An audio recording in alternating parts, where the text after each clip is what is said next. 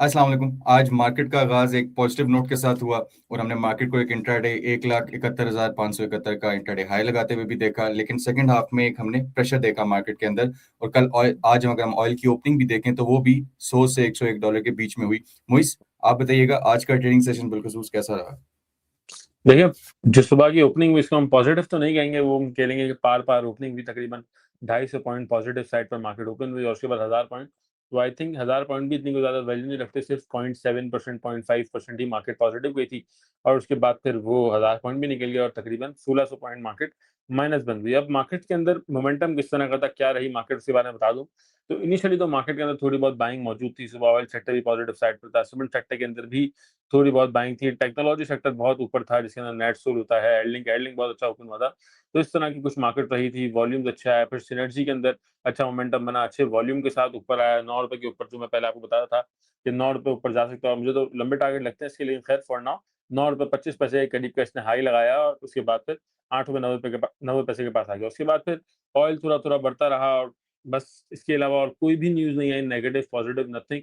तो इस वजह से मार्केट में तो थोड़ी बहुत सेलिंग प्रेशर भी है क्योंकि अब लोग चाहते हैं कि कुछ ना कुछ सेलिंग करके जाएँ मार्केट के अंदर, ज़्यादा माल, ज़्यादा शेयर्स लेके नहीं जाएँ। अगर मैंने आज सुबह बाय किया तो आज ही मैं नील करके जाऊँ अपनी पोज़ीशन, ताकि फिर कोई अगर नेगेटिव या पॉजिटिव न्यूज़ आती है तो उसके लिए मेरे पास कैश हो, भले ही मैं शेयर ऊपर ले लूँ या अगर कोई नेगेटिव न्यूज़ आए तो भले ही मैं शेयर नीचे ले लूँ। इस वजह से अवाम जो है वो रेडी होती है। तो एंड टाइम पे अवाम सेलिंग करके जाती है और एंड टाइम में आज सिर्फ 1590 पॉइंट ही माइनस बन रही है मार्केट, लेकिन जो सेलिंग आई है वो मेरे हिसाब से, जो मैंने पर्सनली आखिरी आधे घंटे के अंदर विटनेस की, मुझे ऐसा लगता है स्क्रीन पे देखिए कि 5000 पॉइंट तक की भी सेलिंग आ गई, क्योंकि जो बहुत सारे स्क्रीन जो अपर कैप लगे हुए थे, भले ही नॉन शरिया वो भी बहुत ज़्यादा तेज़ी से नीचे आए। इसके अलावा नेटसुल की मैं बात करूँ तो ₹10-15 विथिन ₹10 जो है विथिन 10 मिनट्स गिर गया। तो इस तरह से अच्छी खासी सेलिंग हमें मार्केट में विटनेस हुई। अब इंडेक्स में मैं आपको बताऊँ तो 169 के पास ही क्लोज़ हुआ है, 168,900 के पास और 168,800 का लो लगाया है मार्केट ने, मतलब एंड टाइम पे ही मार्केट में प्रेशर आया और तकरीबन अपने लो के पास ही मार्केट बंद हुई है। और अगर सिर्फ हम मार्केट को देखें, ऑयल या इंटरनेशनल किसी न्यूज़ को ना देखें, तो ऐसा लगता है कि कल की जो ओपनिंग है वो भी थोड़ा-सा प्रेशर के अंदर पॉसिबल है कि हो जाए, क्योंकि मार्केट एक प्रेशर के अंदर ही बंद हुई है। और इसी के अगेंस्ट हम ऑयल देखते हैं तो ऑयल क्योंकि कंटीन्यूअसली स्लो करके ही सही, लेकिन बढ़े जा रहा है, $101 101.54 सेंट्स पर इस वक़्त ट्रेड कर रहा है, तो स्लो ऑयल बढ़ते जा रहा है और गिरने का कोई नाम नहीं ले रहा और ना ही ऑयल गिरने की कोई इंडिकेशन मिल रही है न्यूज़ के ज़रिए। तो इस तरह से मार्केट में हम थोड़ा बहुत प्रेशर भी विटनेस कर रहे हैं। सुफियान, जैसे मोइज़ ने ऑयल की पोजीशन बताई है, अगर इसी को हम चार्ट्स के ऊपर देख लें टेक्निकली। बिल्कुल सर, चार्ट्स के ऊपर हम ऑयल की पोजीशन देख लेते हैं। ऑयल के बारे में हम कल बात कर रहे थे कि थोड़ा सा ये नीचे ट्रेड कर सकता है, लेकिन वो जो गैप अप ओपनिंग थी इसकी, उसके बाद वो गैप अप ओपनिंग के बाद इसने यहाँ पर गैप फिलिंग की है और ये जो डाउन ट्रेंड था पूरा इसको तोड़ के ज़बरदस्त तरीके से, यही आप देखें 97 का सपोर्ट था यहीं पे, जो कि पहले रेजिस्टेंस का काम कर रहा था, फिर उसने सपोर्ट लिया और उसके बाद फिर अब ऊपर है। फिलहाल के लिए जो इमीडिएट रेजिस्टेंस है वो वही 104 वाला लेवल है, जो लास्ट टू लास्ट वीडियो के अंदर आपको बताया था कि 3 इंपॉर्टेंट लेवल है हमारे पास, 97, 104 एंड देन 115। तो ये बहुत इंपॉर्टेंट लेवल्स हमारे जो ऑयल के हैं वो बनेंगे। फिलहाल के लिए पोजीशन इसकी स्ट्रांग थोड़ी सी नजर आती है।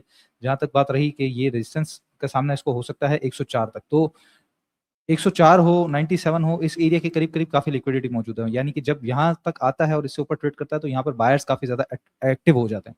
और इसी तरीके से जब 104 या 105-6 यहाँ पर जाएगा तो थोड़े से सेलर्स एक्टिव हो जाते हैं।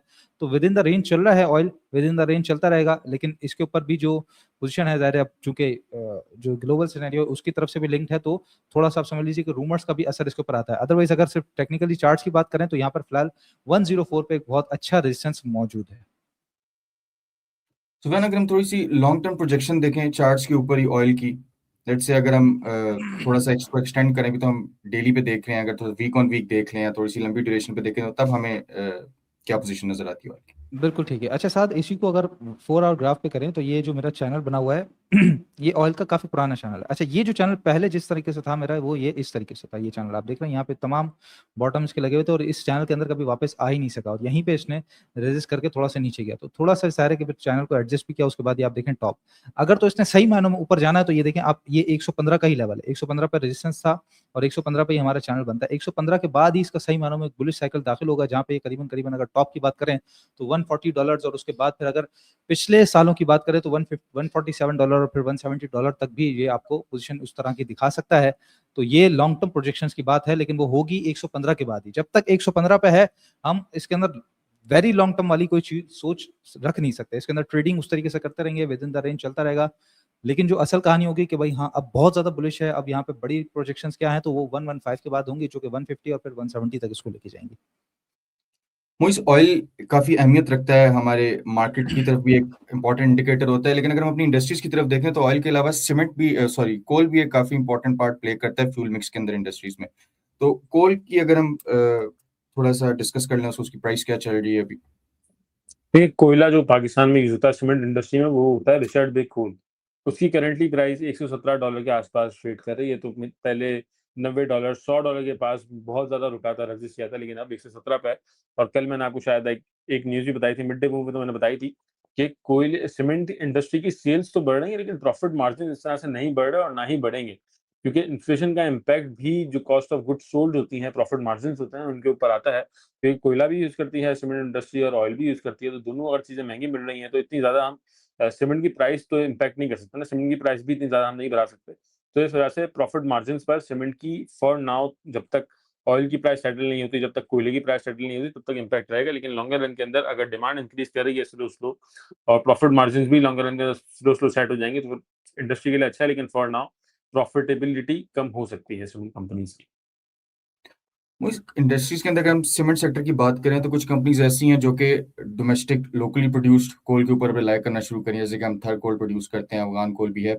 अगर हम मेजरली कंपनीज जितनी भी हैं वो लोकल कोल के ऊपर रिलाई करना शुरू कर दें सीमेंट सेक्टर के अंदर, तो उससे प्रॉफिटेबिलिटी के ऊपर कितना इम्पैक्ट आ सकता है और प्रॉफिट मार्जिन कितने इंप्रूव हो सकते हैं? खासतौर पर जैसे आपने वैल्यूएशंस की बात की थी, तो वैल्यूएशंस किस हद तक बेहतर हो सकती हैं अगर तो ये सिनेरियो होता है? देखिए, लोकल कोल जो अगर हम यूज़ करते हैं, तो वो बहुत सारी कंपनीज़ यूज़ नहीं करती हैं, और अगर बहुत सारी कंपनी यूज़ भी करती हैं, तो वो बहुत कम क्वांटिटी के अंदर लोकल कोल यूज़ करती हैं। क्योंकि उससे आपकी सीमेंट की क्वालिटी पे इम्पैक्ट पड़ता है, एफिशिएंसी पे, जो कंपनी की एफिशिएंसी होती है, कितना माल प्रोड्यूस कर रही है, उसके ऊपर इम्पैक्ट पड़ता है। तो वही कमोबेश जो है वो सेम हो जाती हैं चीज़ें।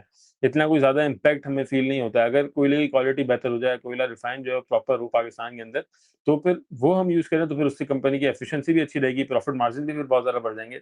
इस वजह से कंपनी कि देखें, कंपनी एक सारी चीज़ें डिसीजन लेती हैं, वो कंपनी के सारे बड़े लोग डायरेक्टर्स बैठ के लेते हैं, और वो अगर वो ये सोच के ले रहे हैं कि अगर हम बाहर से इम्पोर्ट करते हैं कोयला, तो वो ज़्यादा बेनिफिशियल है, तो ऑब्वियसली इम्पोर्टेड कोल ही बेनिफिशियल होगा। पाकिस्तानी या लोकल कोल जो है उसके अंदर आप इतनी ज़्यादा प्रॉफिटेबिलिटी या सीमेंट की क्वालिटी उस तरह निकाल नहीं पाएँगे। फिर वो आपकी मार्केट के अंदर सेल्स गिर जाएँगी, डैमेजिंग हो जाएगा कंपनी के लिए। इस वजह से लोकल कोल जो है वो इतना यूज़ नहीं होता है पाकिस्तान की सीमेंट इंडस्ट्री के अंदर। सुफियान, स्टॉक्स की आज की बात कर लें तो हमारे पास सिनर्जी है, एयरलिंक है और बिग बर्ड फूड्स है। इनको बारी-बारी एनालाइज़ कर लेते हैं। बिल्कुल ठीक है, साथ स्टॉक्स को हम बिल्कुल एनालाइज़ कर लेते हैं। अच्छा, स्टॉक्स को एनालाइज़ हम करते हैं, तो उसके अंदर बेसिकली जो हम जब एनालाइज़ेशन कर रहे होते हैं स्टॉक की, तो वो करते हैं बेसिकली हमारे चार्ट्स के ऊपर, टेक्निकल चार्ट्स के ऊपर। अच्छा, वो जो टेक्निकल चार्ट्स हैं, वो ज़ाहिर है सबके लिए अवेलेबल होते हैं और दुनिया की बड़ी-बड़ी वेबसाइट्स के ऊपर अवेलेबल हैं। आपका जो ब्रोकरेज हाउस है, वो भी प्रोवाइड करता है आपको। इसके अलावा पाकिस्तान में भी कुछ प्लेटफ़ॉर्म्स हैं, वो भी आपको प्रोवाइड करते हैं। जल्द इंशाल्लाह आप स्टॉकिफ़ाई की वेबसाइट पे भी टेक्निकल चार्ट्स को यूज़ कर सकेंगे। तो उसके लिए सीखना भी बड़ा इंपॉर्टेंट है। ज़ाहिर है एक स्किल आपके पास आएगा, जो आप देखते हैं, हमारी वीडियोज़ के अंदर देखते हैं। इसके अलावा इंडस्ट्री के अंदर जितने बड़े लोग हैं, वो भी जब वीडियोज़ बनाते हैं, तो चार्ट्स जो टेक्निकल्स है बेसिकली उनका एक बहुत बड़ा रोल उसके अंदर होता है। उस वीडियो के अंदर होता है, उनके एनालिसिस के अंदर होता है, और फिर उसके बाद आगे चल के मार्केट में आप उस तरीके से मार्केट को परफ़ॉर्म करता हुआ भी देखते हैं और उन लेवल्स के ऊपर चलता हुआ भी देखते हैं। तो वो लेवल्स बेसिकली आप भी सीख सकते हैं, जहाँ पर हमारा जो टेक्निकल एनालिसिस सुपर क्लास है, उसकी बैच 9 अब से शुरू हो रहा है, और ये 6 जून से इंशाल्लाह ताला, यानी कि आज से कुछ दिन ही बाकी हैं, ज़्यादा वक़्त नहीं रह गया है। 6 जून 2026 से इंशाल्लाह ताला ये कोर्स शुरू होने जा रहा है। फिलहाल इस पे 25% का डिस्काउंट भी है, जो कि जल्द खत्म हो जाएगा, और डॉक्टर मसूद राशिद साहब जो है उसको लीड करेंगे, और इंशाल्लाह हसन अस्करी इनके साथ आपको डॉक्टर साहब को असिस्ट करेंगे, और दोनों मिलके बेहतरीन तरीके से आपको टेक्निकल एनालिसिस का मास्टर बना देंगे। जिसके बाद आप दुनिया की किसी भी मार्केट में, चाहे क्रिप्टो हो, कमोडिटीज़ हो, स्टॉक मार्केट खास तौर पे हमारी, अगर आप पीएसएक्स वाले लोग हैं, तो उसके अंदर आप बड़े अच्छे तरीके से बाइंग और सेलिंग, असल काम तो यही होता है कि मैंने खरीदना कहाँ है और बेचना कहाँ है, तो उसका बड़ा अच्छे तरीके से आप एनालिसिस कर सकेंगे, और उसके मुताबिक अगर आप काम करेंगे, तो आपकी डिसीजन मेकिंग पावर और आपकी प्रॉफिटेबिलिटी बहुत ज़्यादा अच्छी हो जाएगी। तो नंबर 0336244466। सबसे अच्छी बात यह है कि इस दफ़ा आप चूंकि स्टॉकिफाई लाइसेंस्ड कंपनी हो चुकी है, तो इंशाल्लाह ताला आपको सर्टिफिकेशन भी मिलेगा कोर्स खत्म होने के बाद। तो प्रॉपर तरीके से आपका एक ज़बरदस्त किस्म का सफ़र शुरू होगा। 0336244466 इस पर रब्ता करके आप हमारे कोर्स के साथ ज़रूर ज्वाइन हो जाइएगा। अच्छा, जहाँ तक बात की सर आपने हमारे स्टॉक्स की सिनर्जी, एयरलिंक एंड बीबीएफएल। अच्छा, सिनर्जी की अभी थोड़ी देर पहले मुइज भी बात कर रहा था, उस मुइज की बात को मैं जरा सेकंड करूंगा और थोड़ा सा एक्सप्लेन करूंगा। फिलहाल के लिए करंट पोजीशन अगर मैं आपको दिखा दूं तो वॉल्यूम्स थोड़े से यहाँ पे काफी ज्यादा बेहतर आपको नजर आते हैं, साथ आरएसआई भी यहाँ पे ऊपर है, ठीक है। अच्छा, पोजीशन जो है अगर हम यहीं से करंट सिनेरियो का चैनल बनाते हैं तो ये टॉप लगने के बाद इसने बॉटम लगाया, उसके बाद टॉप लगा, फिर बॉटम लगा, और अब ऑलमोस्ट कह लीजिए कि आज का टॉप लगा है और अच्छी खासी सेलिंग आई है। आज जो वॉल्यूम अगर यहाँ पे एक इंक्रीज देख रहे हैं, चूंकि प्लस साइड पे बंद हुआ है इसलिए आपको ग्रीन बार नजर आती है, बट सेलिंग ज्यादा आई है, ऊपर से नीचे प्राइस ज्यादा आया है। अगर आप ऊपर की तरफ की विक देखेंगे तो काफी ज्यादा है, तो इसलिए यहाँ पे थोड़ा सा सेलिंग है। अभी अगर नीचे मिलता है, चूंकि एक अच्छा सपोर्ट एरिया मौजूद है 8.50 8.60 का, तो ये एक अच्छा बाइंग एरिया हो सकता है। दूसरा 8 रुपए 30 पैसे 40 पैसे 35 पैसे, ये बड़ा जबरदस्त किस्म का आपका बाइंग एरिया हो सकता है, और इससे बहुत छोटा छोटा नीचे का ही 8.20 का 8.15 8.25 का, ये आप छोटा सा स्टॉप लॉस रख के इस तरीके से विद इन द रेंज जो करंट सिनेरियो चल रहा है उस पर काम कर सकते हैं। अच्छा, मुइज ने एक बात कही थी कि मुझे सिनर्जी के जो टारगेट्स हैं वो अच्छे और लंबे भी लगते हैं, बड़े टारगेट्स भी नजर आते हैं। वो किस तरीके से हैं वो भी मैं जरा इसको एनालाइज कर रहा था। मैंने कहा इस दफा जरा चैनल अपने सामने बना के ही दिखाऊंगा लोगों को कि भाई यहाँ पर क्या पोजीशन इसकी बनती है। अच्छा, सिनर्जी के अंदर जो चैनल हमारा जो पुराना मेरा एक चैनल बना हुआ था, अगर उसके अंदर मैं पोजीशन की आपको बात करूं तो यहाँ पर आप देख सकते हैं ये टॉप के बाद ये टॉप भी लगा, उसके बाद ये बॉटम लगा, और जब बॉटम लगा, बॉटम लगने के बाद ये थोड़ा सा ऊपर आया, रेजिस्ट किया, उसके बाद नीचे चली गया। जब चैनल तोड़ा है तो एक दफा दो दफा इसने चैनल, और फिर तीसरी दफा भी कोशिश करी, और आज फिर कोशिश करी जो बड़ा चैनल है, मेन चैनल है, उसके अंदर आने की, जो कि आ नहीं सका। अब जो मुइज कह रहा है कि टारगेट यहाँ पे बड़े हो सकते हैं, तो अगर इस चैनल के अंदर वापस आया तो अगर पिछले टॉप को कंटिन्यू करते हुए अगर हम चलें तो करीबन करीबन 10.50 तक के भी टारगेट बनते हैं, लेकिन वो जो लेवल होगा 10.50 का वो आएगा हमारा पास 9 रुपए के बाद। तो 9 रुपए के बाद करीबन 1.5 रुपए की मजीद उसके अंदर जगह बनेगी, जो कि इन टर्म्स ऑफ परसेंटेज काफी अच्छा होता है। और उसके बाद तो फिर मजीद उसी तरीके से अगर हम बड़े टाइम फ्रेम्स के ऊपर जाएंगे तो अच्छे टारगेट्स भी निकल सकते हैं। तो एक स्टॉक जो कि काफी इंटरेस्ट में मौजूद है, पिछले हफ्तों हमने देखा था कि रिफाइनरी सेक्टर काफी अच्छा चला था, और जितनी बड़ी बड़ी बाइंग यहाँ पर आ रही है उस तरह से यहाँ पर सेलिंग नहीं, आप देखेंगे कि उस तरह से सेलिंग के बार्स मौजूद नहीं है। हाँ, ग्रीन साइड के ऊपर ही सेलिंग के बार्स हैं, लेकिन बाइंग की बार्स अच्छी खासी हमें नजर आती है। तो इंटरेस्ट मौजूद है, काम करते रहिए, लेवल वाइज काम करेंगे, एक ही स्टॉक पकड़ के रखेंगे, बड़ा बेहतरीन तरीके से आप काम कर सकते हैं और बड़े टारगेट्स की तरफ भी बढ़ सकते हैं। अच्छा, दूसरा स्टॉक हमारे पास एयरलिंक आपने पूछा था साथ में, तो एयरलिंक के अंदर पोजीशन काफी बेहतर बनी है इस दफा। अच्छा, टेक्नोलॉजी सेक्टर पिछले काफी दिन से चल रहा है, जिसके बारे में हम डिस्कस भी कर रहे हैं। काफी अच्छा एक सपोर्ट जोन था, उस सपोर्ट जोन पे ये काफी अपना जो है वो कंसोलिडेशन है काफी अच्छी ले चुका है यहाँ पर, और अगर इसी एरिया के करीब अगर हम देखें तो इतना बड़े वॉल्यूम्स भी नहीं लगे, यानी कि अच्छी खासी लिक्विडिटी इस एरिया के करीब करीब मौजूद है और अच्छी तगड़ी किस्म की कंसोलिडेशन भी मौजूद है। फिलहाल के लिए ये जो आपको पूरा रेक्टेंगल बॉक्स नजर आ रहा है, क्योंकि रेजिस्टेंस कभी भी एक लेवल नहीं होता, एक प्राइस नहीं होता, एक मार्क नहीं होता, वो एक पूरा जोन होता है। तो ये पूरा जोन है 150 से 155, और आज का रेट जो है वो करीबन 155 ही लगा है। अगर मैं इसको जरा सा रीसेट करके वापस आपको दिखाऊं तो ये आप देख सकते हैं बिल्कुल एग्जैक्ट यहीं पे वापस आया है। तो फिलहाल के लिए जिनके पास नीचे का रखा हुआ है वो थोड़ा बहुत यहाँ पे प्रॉफिट टेकिंग कर सकते हैं। बेहतर बात ये हुई है कि ये जो भी रिसेंट इसका डाउन ट्रेंड था 200 रुपए से लेके यहाँ तक, तो ये आज जाके इसने तोड़ा है और बड़े अच्छे तरीके से तोड़ा है, जहाँ पे पहले इसको नहीं तोड़ पा रहा था। तोड़ा है लेकिन थोड़ी सी ऊपर से सेलिंग आ गई है। तो फिलहाल के लिए जिनके पास रखा हुआ है नीचे का वो भी यहाँ पे थोड़ी बहुत प्रॉफिट टेकिंग करें। नई बाइंग मैं समझता हूँ 155 क्रॉस करके सस्टेन कर जाए 156 157, तो फिर आप उसके अंदर बाइंग की पोजीशन बनाएंगे, जहां पर आपके जो अगले टारगेट्स हो सकते हैं वो पहला टारगेट एरिया 164 165 हो सकता है, दूसरा टारगेट एरिया 172 टू 176 तक आप इसके अंदर काम करके चल सकते हैं। एयरलिंक में ये शॉर्ट टर्म टारगेट्स हैं, दोबारा ये इंशाल्लाह ताला 200 को टच करता हुआ आपको नजर आ सकता है। तीसरा स्टॉक बिग बर्ड फूड के बारे में आपने पूछा। अच्छा, बिग बर्ड फूड जब से ये ऊपर टॉप लगाने के बाद गिरा है तो एक कंटिन्यू हमने गिरने के बाद जो पोजीशन देखी है इसकी, वो एक साइडवेज वाली और कंसोलिडेशन वाली पोजीशन देखी है। अच्छा, इस एरिया के दरमियान काफी इसके ऑर्डर्स मौजूद हैं, काफी ज्यादा इसके अंदर अगर आप देखेंगे तो अच्छा खासा वॉल्यूम यहाँ पे लगा है, और पिछले दिनों भी वॉल्यूम्स बिल्कुल साइडवेज के अंदर ही था, और अब थोड़े से वॉल्यूम्स पिछले 3-4 दिन से बढ़े हैं।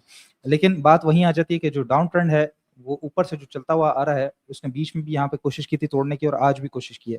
अगर तो ये क्रॉस करके खड़ा हो जाता है तो भी मैं समझता हूँ 48 का इंतजार करना चाहिए, क्योंकि एक रेजिस्टेंस है, हो सकता है इसको ब्रेकआउट करे और फिर वहां पर लोग ट्रैप हो जाए और वापस ये फिर दोबारा नीचे आ जाए 44 रुपए, तो करीबन 4-5 रुपए का अच्छा खासा आपको फिर वहां पे नुकसान का सामना करना पड़ सकता है। तो इसलिए इंतजार करें 48 को क्रॉस करने के लिए। 48 क्रॉस करेगा तो 51 35 42 52 ये आपके टारगेट एरिया हो सकते हैं, फिर 54 और फिर देन 56। और अगर 56 इस दफा क्रॉस करके सस्टेन कर जाएगा, क्योंकि ये तगड़ा रेजिस्टेंस है, तो फिर इंशाल्लाह इसके लिए अगले रास्ते 65 फिर 73 और फिर उसके बाद 80s के टारगेट भी इसके अंदर खुल जाएंगे। तो इस तरीके से पोजीशन बीबीएफएल में नजर आ रही है। उस बिग बर्ड फूड्स की प्रोडक्ट डाइवर्सिफिकेशन काफी अच्छी है, और हमने देखा कि अभी इसकी मटेरियल इन्फॉर्मेशन भी आई है, उसको थोड़ा सा डिस्कस कर लो। ये जो रिटेल प्रोडक्ट अब बेचना शुरू की है कंपनी ने, तो अब वो इम्तियाज सुपर स्टोर में भी रखेगा, जो कराची के अंदर बहुत ज़्यादा छाया हुआ सुपर मार्ट है। उसके अंदर रखेगा तो उसकी सेल्स में इम्पैक्ट करेगा। रिटेल सेगमेंट की इसकी सेल्स वैसे इतनी नहीं आ रही, नया सेगमेंट स्टार्ट किया है कंपनी ने पिछले 1 साल के अंदर, लेकिन इसकी इतनी सेल्स नहीं आई। मार्केटिंग भी कंपनी थोड़ी बहुत कर रही है। अब रिटेल स्टोर के अंदर जब रखेगा प्रोडक्ट अपनी, तो वहां से सेल्स कंपनी के पास अच्छी जनरेट होंगी। और इसके अलावा भी अगर हम अर्निंग्स देखते हैं, फंडामेंटली कंपनी को डिस्कस करते हैं, तो अर्निंग्स आर गुड। ₹1.18 की अर्निंग है क्वार्टरली, समझ लेंगे पूरे साल की ₹5 की अर्निंग है। तो earnings Aahista Aahista slow slow grow कर रही हैं और कंपनी की सेल्स भी बढ़ रही हैं। और जो रिटेल सेगमेंट है उसके अंदर कंपनी अभी ही आई है, तो कंपनी को थोड़ा अगर आप टाइम देंगे, इन्वेस्ट करके इसके अंदर रखेंगे, तो फिर अच्छा गेन आपको थोड़े टाइम के अंदर बीबीएफएल के अंदर मिल सकता है। मोइज, इसके साथ हम एफएफसी की बात करें तो हमने देखा है कि मेजर पॉइंट्स कंट्रीब्यूट करता है ये इंडेक्स के अंदर। और अभी तो इसने अपनी जो सोना यूरिया की जो प्राइसेस हैं उसको भी तकरीबन ₹400 के करीब जो है बढ़ा दिया है। अभी कुछ ही टाइम पहले जो फर्टिलाइजर कंपनीज थी वो डिस्काउंटेड प्राइस के ऊपर अपने प्रोडक्ट्स प्रोवाइड करी थी। अभी इंक्रीज करने की एक वजह तो इंटरनेशनल मार्केट्स के अंदर जो डिमांड है वो बढ़ती हुई नजर आ रही है। कुछ और भी उसकी खास रीजन हो सकती है, और ये बढ़ती हुई डिमांड से क्या प्रॉफिट मार्जिन एफएफसी के बेहतर हो सकते हैं एक्सपोर्ट वाइज भी देख रहे हैं अगर हम लोकली भी बात करें? डिमांड बढ़ रही है, प्रॉफिट मार्जिन भी कंपनी के अच्छे हैं, तो ऑब्वियसली कंपनी के प्रॉफिट्स भी इंक्रीज होंगे। और अगर देखा जाए तो डिफेंसिव स्टॉक के अंदर आता है, प्रॉफिटेबिलिटी वैसे ही कंपनी की नॉर्मली अच्छी है। इवन पूरे सेक्टर के अंदर भी सबसे ज्यादा प्रॉफिट्स करने वाली या सबसे ज्यादा इन परसेंटेज प्रॉफिट करने वाली भी कंपनी एफएफसी है। इवन डिविडेंड भी अगर देखना हो तो एफएफसी तो बहुत ही अच्छी कंपनी है। अगर सेल्स बढ़ रही है, कंपनी अपनी प्राइस बढ़ाई, तो कुछ सोच समझ के ही बढ़ाई होगी, और उससे कंपनी के प्रॉफिट मार्जिन और बेहतर होंगे, कुछ ना कुछ अर्निंग्स के अंदर और इजाफा ही होगा। तो ग्रुप भी अच्छा है, तो बिल्कुल इन्वेस्टमेंट के लिए तो बहुत अच्छी कंपनी है। सही है। इसके साथ बजट का आज आपने वैसे अपने जो मिड डे मूव है उसके अंदर भी बताया है कि गवर्नमेंट जी। कुछ इस तरह भी प्लान कर रही है कि इंस्टेड के वो नए टैक्सेस आयद करे। इसके अलावा ये है कि वो री इन्फोर्समेंट के थ्रू, एडमिनिस्ट्रेटिव वर्क के थ्रू जो है कलेक्शन जो है टैक्स की थोड़ी सी बेहतर कर सके। तो अगर हम सेंटिमेंट वाइज देखें, ये चीज़ अगर मटेरियलाइज भी हो जाती है तो उससे मार्केट उसको कोई पॉजिटिव इम्पैक्ट इस चीज़ का लेगी। और अगर तो ये चीज़ें इसी तरह रहती हैं, कोई नए टैक्स नहीं लगते, तो करंट टैक्सेस के ऊपर भी हमने कुछ सेक्टर्स को देखा है जो कि कंप्रेस हुए क्योंकि वो उस परफॉर्म नहीं कर सके। तो क्या उन पे उसी तरह का लोड रहेगा?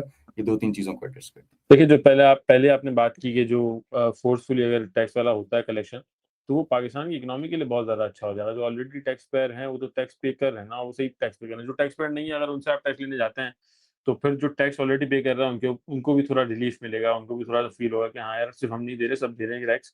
तो वो इकोनॉमी के लिए बहुत अच्छा होगा, और जो हमारी जो कलेक्शन के टारगेट्स हैं, वो भी बहुत जल्दी मीट हो जाएँगे।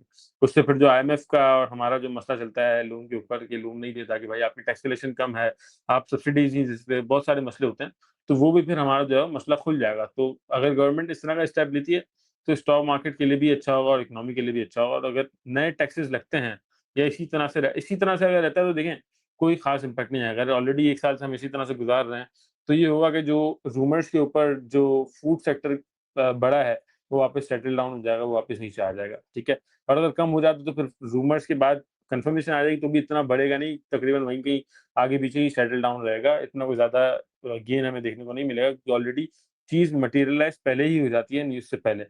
तो आई थिंक अगर सेम भी रहता है, तो थोड़ी बहुत हम गिरावट देखेंगे। अगर हो जाता है, नए टैक्सेस लग जाते हैं, तो फिर स्टॉक मार्केट तो अब जो है वो एक अच्छी सपोर्ट एरिया ही फिर मार्केट ढूँढेगी, कहाँ पर जाके मार्केट सपोर्ट ले। अगर तो बजट के अंदर ज़्यादा टैक्सेस लग जाते हैं तो, लेकिन लगता नहीं है। इस बार बजट लगता है कि अवाम के लिए, अवाम के हक में बेहतर होगा।